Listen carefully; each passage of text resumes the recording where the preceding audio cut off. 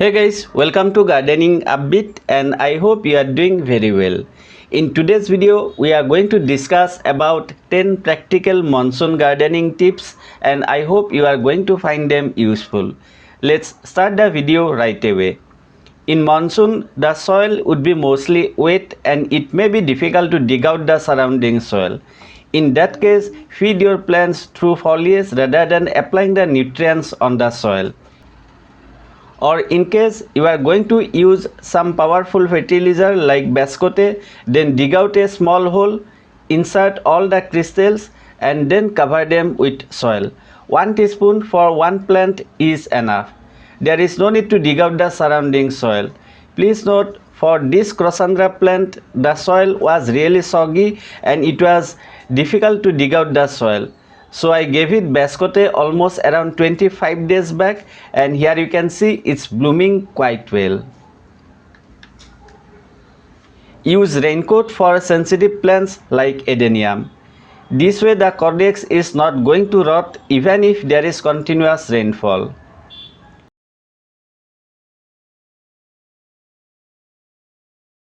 Weeding your garden as it's too easy because the soil is going to be mostly wet. Do pruning, though I would say that spring is the best time for pruning. Save plants that had continuous rainfall like aglaonema, succulents, cactus, etc.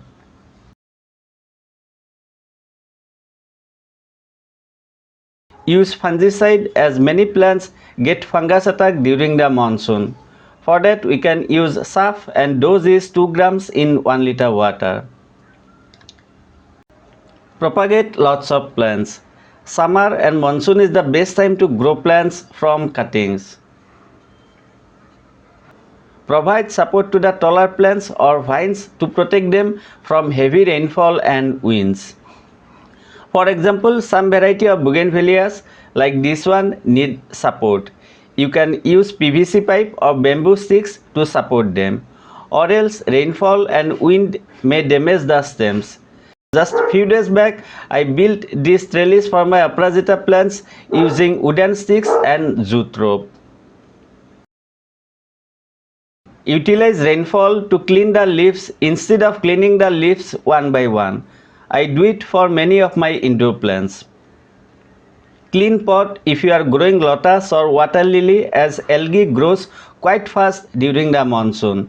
Or else you can also add fish in the pond which is going to keep the water clean. Instead of fish, you can also add other aquatic plants to get rid of algae. These are few basic things that we need to do in monsoon. Other than all this, I have also provided few important things that we need to do specially for bougainvilleas and roses. For more info, please check out the next video.